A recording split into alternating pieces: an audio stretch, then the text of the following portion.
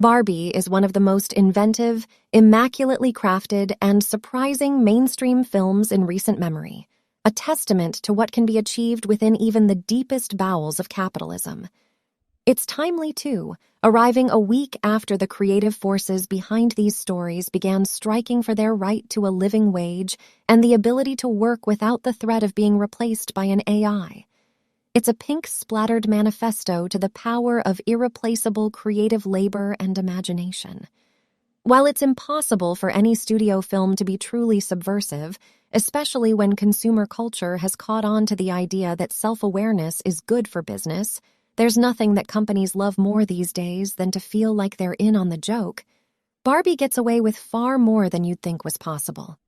It's a project that writer-director Greta Gerwig, co-writer plus real-life partner and frequent collaborator Noah Baumbach, and producer-star Margot Robbie were free to work on in relative privacy, holed up during the pandemic away from the meddlesome impulses of Warner Brothers and Mattel executives. The results are appropriately freewheeling. There are nods to Jacques Demy's The Umbrellas of Cherbourg and Jacques Tati's Playtime, deployment of soundstage sets and dance choreography a la Hollywood's musical golden age, and a mischievous streak of corporate satire that calls to mind 2001's cult classic Josie and the Pussycats. But while the absurdity of its humor sits somewhere between It's a Mad, Mad, Mad, Mad World and Pee-wee's Big Adventure, its earnest and vulnerable take on womanhood is pure Gerwig, serving as a direct continuation of her Lady Bird and Little Women. The fact that all of this is tied to one of the most recognizable products in existence, and that any success it enjoys will undoubtedly boost Mattel's stock prices, underlines the fact that it's largely impossible to embrace art without embracing hypocrisy. Capitalism doesn't always swallow art whole. Occasionally it thrives in spite of it. And that's a complexity that feels particularly on brand for a director who had her Jo March in Little Women declare, "I am so sick of people saying that love is just all a woman is fit for. I'm so sick of it, but I am so lonely." Barbie contains another Gerwig-ian speech, delivered beautifully by an ordinary, human mum played by America Ferrera, about the hellish trap women have been forced into. Caught between girl boss feminism and outright misogyny, women now have to be rich, thin, liberated, and eternally grateful without ever breaking a sweat. Because when Barbie promised little girls that women can be anything, those words got twisted to mean women should be everything. Gerwig's movie begins by playing a brilliant trick on its audience. Helen Mirren's opening narration is self-congratulatory, a bit of canned PR about Barbie's girl power legacy that grows increasingly tongue-in-cheek. "Thanks to Barbie," she concludes, "all problems of feminism and equal rights have been solved." We're then introduced to our Barbie eye, the stereotypical Barbie, who is chipper, confident, blonde, and, most importantly, looks like Margot Robbie. She is eternally adored by Ken, Ryan Gosling, whose job is beach. Not lifeguard, but beach.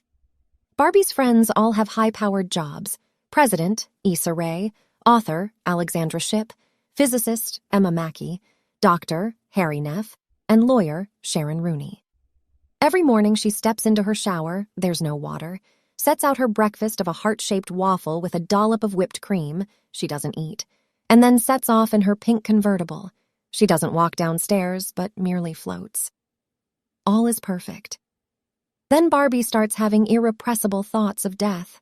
Barbie's bid to fix that sudden, scary attack of humanity sees her visit the real world, where she meets the all-male executive board of Mattel, among them Will Ferrell and a wonderfully dorky Jamie Demetrio, who think themselves qualified to determine what little girls like and need because they once had a woman CEO, or two, maybe. Meanwhile, Gerwig uses, through a hysterical farce centered around Gosling and his fellow Kens, the implicit matriarchy of Barbieland to explore how power and visibility shape a person's self-perception. Gosling gives an all-timer of a comedic performance, one that's part baby, part Zoolander, part maniac, and 100% a validation for anyone who ever liked him in 2016's noir comedy The Nice Guys. There are, naturally, some exquisite outfits designed by Jacqueline Duran, some very funny references to discontinued Barbies, have fun reading up on the backstory behind Earring Magic Ken, and a few unexpected pops at fans of Duolingo, Top Gun, and Zack Snyder's Justice League. Barbie is joyous from minute to minute to minute, but it's where the film ends up that really cements the near-miraculousness of Gerwig's achievement. Very late in the movie, a conversation is had that neatly sums up one of the great illusions of capitalism, that creations exist independently from those that created them. It's why films and television shows get turned into content, and why writers and actors end up exploited and demeaned. Barbie, in its own sly, silly way, gets to the very heart of why these current strikes are so necessary.